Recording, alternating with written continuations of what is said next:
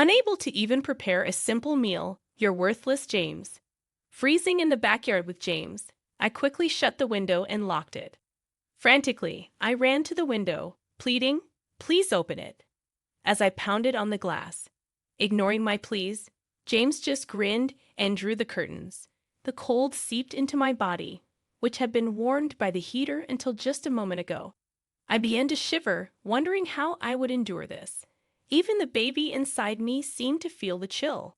As I teetered on the edge of passing out from the intense cold and shock, a savior extended a hand, asking, "Are you okay?" The next day, returning home with him, I found James freezing naked in the yard. Liam stepped forward and addressed James with a cold gaze. "That's what you get for not being able to cook properly. Freeze outside." Shivering in the yard, James couldn't even muster a proper reply. "I'll call an ambulance out of the goodness of my heart," Liam declared. Turning to me, he asked, "Emily, anything you want to say to him before it arrives?" Nodding in response, I took a step closer to James. "My name is Emily Smith, a 28-year-old homemaker. My mother passed away due to illness, and my father suddenly died of a heart attack. Being an only child, I was left completely alone. The loneliness was unbearable, but I distracted myself with work. James, my husband, reached out to me during that time. He had a way of comforting my grieving heart and was always there to support me when I cried alone. Once I somewhat recovered, he pursued a relationship, and after dating for a few years, we got married." The next scene unfolded with James freezing naked in the yard as I stared in shock. Liam stepped forward and reminded James, "If you can't even cook properly, then freeze outside." Shivering, James couldn't reply properly. Liam, out of the goodness of his heart, decided to call an ambulance. Turning to me, he asked, "Emily, anything you want to say to him before it arrives?" Nodding, I took a step closer to James. "My name is Emily Smith, a 28-year-old homemaker. My mother passed away due to illness, and my father suddenly died of a heart attack. Being an only child, I was left completely alone. The loneliness was unbearable, but I distracted myself with work. James, my husband, reached out to me during that time. He had a way of comforting my grieving heart and was always there to support me when I cried alone. Once I somewhat recovered, he pursued a relationship, and after dating for a few years, we got married. After our wedding, I started living with James's family. I got along well with my mother-in-law, and we went out for meals together once a week. My father-in-law, who loved to cook, and I also bonded in the kitchen several times. Despite Liam, my brother-in-law, working from home and staying in his room often, we didn't talk much. However, I took an interest in his work, and he explained it to me in detail, helping us get along. A few years after getting married, I became pregnant with James's child, and due to severe morning sickness, I decided to quit my job. This decision wasn't solely mine. I discussed it thoroughly with James's family. Both James and Liam's earnings were enough for us to live on, and I had savings. Besides, my father-in-law worked, and my mother-in-law had a part-time job. Quitting my job doesn't seem to be a problem. Lately, though, James has been complaining about it. He was actually present during our discussions, and at that time, he was the first to suggest that I should quit, labeling me as a freeloader without a job, acting all high and mighty. However, I countered his remarks, pointing out that he should have spoken up during our discussions if he had any complaints. Instead of complaining, he should take care of his own responsibilities, especially since my parents-in-law agreed with my decision. James feels isolated because Liam and he don't get along very well, and Liam never takes James' side. James complains even more when we're alone, insisting that just because my family likes me doesn't mean I should get too cocky. Despite our disagreements, I've always been a competitive person, but once the morning sickness kicked in during pregnancy, I lost the energy to argue. Pregnant women seem to have it easy, not having to work and no one complaining. However, James, my husband, has been voicing his dissatisfaction with my decision to quit. He complains about me being a freeloader without a job, acting high and mighty. Despite being present during our discussions, he never spoke up. I always strive to prove him wrong, but lately, the energy to argue has waned with the onset of morning sickness. James feels isolated as Liam, my brother-in-law, doesn't get along with him, and my in-laws side with me. Even when James complains, Liam immediately comes to my aid, reporting to his parents. James, unhappy with the situation, complains even more when we're alone, accusing me of getting too cocky just because my family likes me. Despite our disagreements, I trusted that James would eventually change, but as he started coming home late, citing overtime, my concerns grew. I wasn't sure if James's claims of being busy with work were true. Even on his days off, he'd say he got called in or needed to stay at the office. Sometimes he didn't return home at all. The suspicion of James cheating on me grew, and his parents shared the same concerns. We attempted to gather evidence together, but catching him in the act proved challenging. He seemed to be constantly at the office, and there was no sign of any particular woman. Uncertain about the situation, I asked one of the junior employees, but she claimed there was nothing unusual. Meanwhile, my severe morning sickness made it impossible for me to handle household chores. Fortunately, my father-in-law took care of the cooking, and my mother-in-law managed other chores. Liam also pitched in, ensuring everything ran smoothly. During this time, James criticized me for lying around all day, not doing any housework despite being a homemaker. His parents, witnessing his behavior, scolded him. However, James, having seen his parents doing the housework, woke me up in the middle of the night just to express his discontent. Frowning at his words, Liam retorted that it wasn't something someone not doing his part as a husband should be saying. The argument between the brothers escalated, and just before it turned physical, their parents intervened to stop them. After hearing the situation, they scolded James and told him to do whatever he wanted. In response, James left without answering. His parents apologized to me on his behalf, and the matter was settled there. James' attitude had been deteriorating, and I felt a growing need to address the situation. One Saturday, my mother-in-law and father-in-law had planned to travel for a local event, expressing concern about leaving me behind. Despite my reassurances, they seemed worried as they headed off on a 3-day trip. Around the same time, Liam had overnight commitments, apologizing for leaving during such a time, but advising me to take care and be safe. Unusually, James was home that day, still asleep when I decided to get up and attend to some tasks.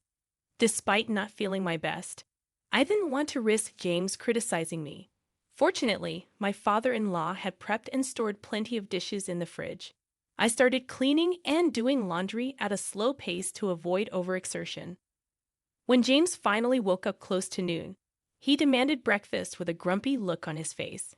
Rolling my eyes, I pulled some leftovers from the fridge. His comment about me being a homemaker who couldn't even cook irked me. I couldn't understand why he would say such things, especially considering I was carrying his child. Unable to contain my frustration, I retorted that my current job was to take care of our baby, and adult care had been put on the back burner. Before I could process James's shouted response, the door flung open with a bang, revealing Liam. Clearly having heard the shouting from outside, he shot James a disapproving look. Ignoring the tension, James headed back into his room, muttering some curse words under his breath. Just as I thought the situation had settled, James made a noise, indicating he was leaving the house. Liam sighed heavily and checked in on me, asking if I was okay. I explained that I was fine, and he mentioned coming to pick up something he forgot. As he looked at me with a worried expression, the concern in his eyes was palpable. I chuckled, noticing how much Liam resembled his mother, and encouraged him to go on his way. Liam hesitated before finally leaving. As he departed, I couldn't help but wonder where the James I first met had gone. Divorce seemed like a looming possibility, but I still harbored a desire to remain a family with my in-laws. Feeling suddenly exhausted, I decided to lie down, and as I closed my eyes, I drifted into a deep sleep. Emily, time to wake up. My eyes fluttered open as I met James's gaze, giving me a wry smile. I must have dozed off completely. Anticipating an earful from James, I braced myself, but he surprised me with a gentle tone. "I'd let you sleep, but it's already evening." My eyes widened in shock as he continued. "I've prepared dinner, so when you're up, come join me." With that, he left the room, and I couldn't help but wonder if he had covered me with a blanket. Heading to the kitchen, I found my father-in-law's dishes already warmed up and ready to eat. "I'm sorry, Emily," James apologized. "When I heard we were having a child, I was ecstatic, but then I felt so overwhelmed, and I took it out on you. This is my way of saying sorry."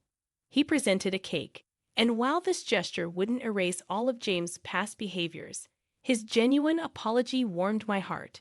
For now, I decided to let it go and enjoy our meal together. As we finished eating, James pointed out the snow starting to fall outside.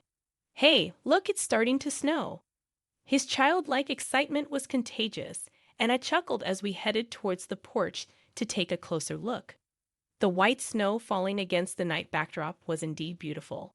Coming from an area where it rarely snowed, this scene felt fresh to me. Without thinking, I moved closer to the window. "Let's open the window," James suggested. "No, it's going to be cold," I replied. "Just put on a jacket, and you'll be fine." As he draped a jacket over me and opened the window, the chilly wind rushed in. Bracing myself against the cold, James unexpectedly hugged my arm. Turning around, I found him grinning mischievously.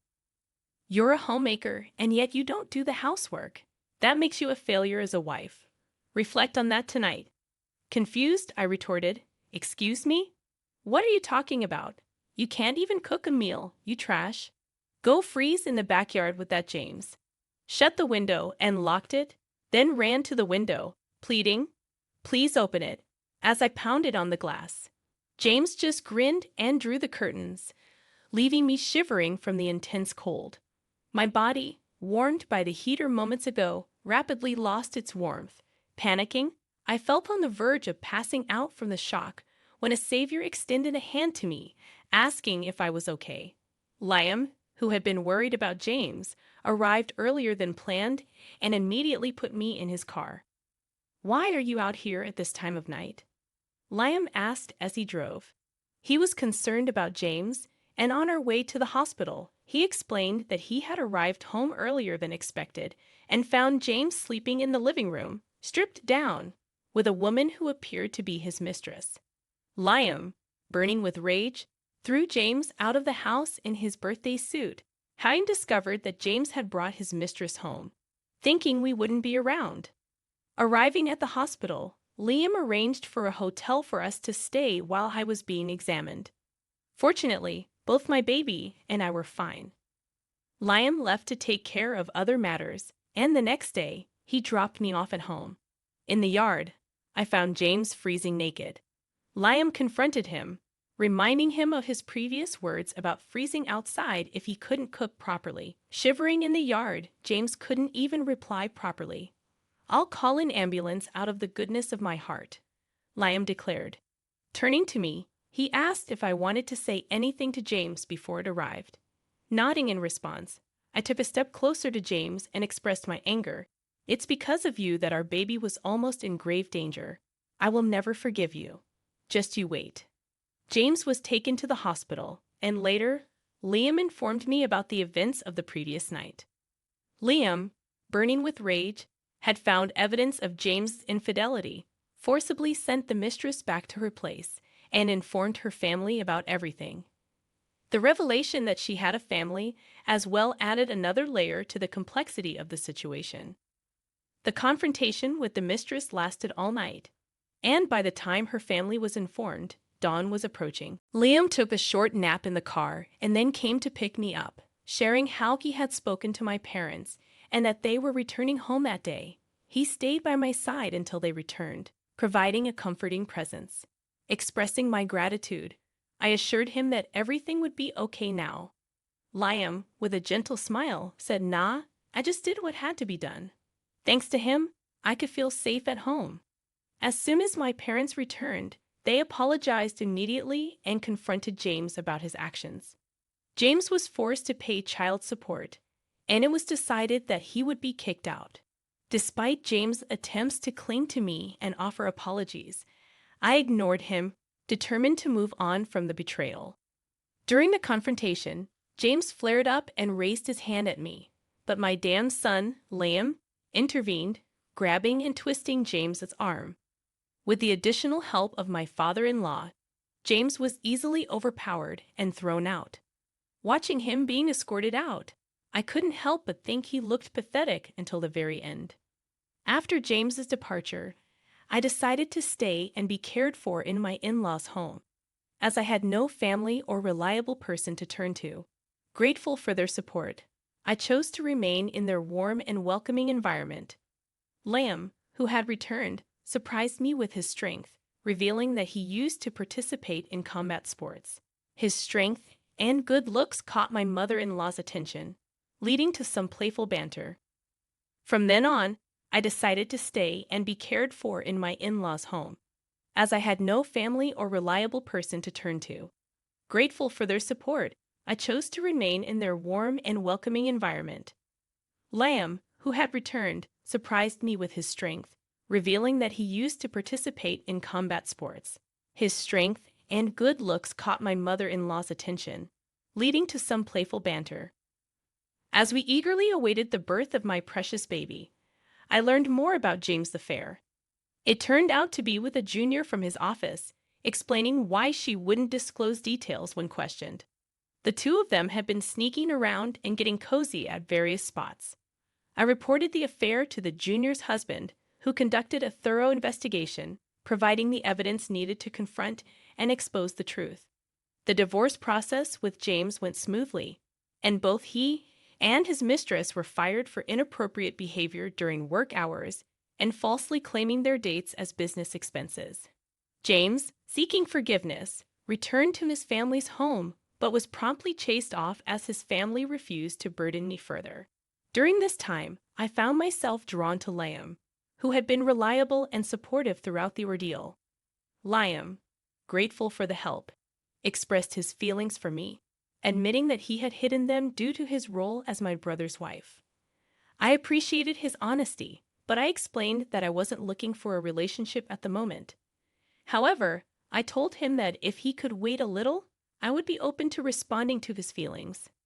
Surprisingly, Liam had harbored feelings for me for quite some time, appreciating that I listened to him when others did not.